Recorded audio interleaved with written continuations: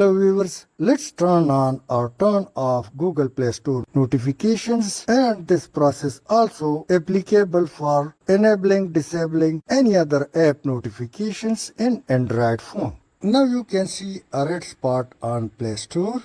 So let's turn it off, go to settings, then notifications, and then app notifications. When you scroll down, all the apps notification buttons through which you can turn it off or on. You can now see Google Play Store, but let's go to main screen once again and simply open your quick access or drop down menu. You can see in red circle notification settings. So if you click on it, so you will simply reach the same directly reached to app notifications in one go. Now scroll down and turn this button off, and Google Play Store notification has been turned off. Here you can enable or disable any other app notification on the same method. To enable it once again, just reverse the process. Thanks for watching.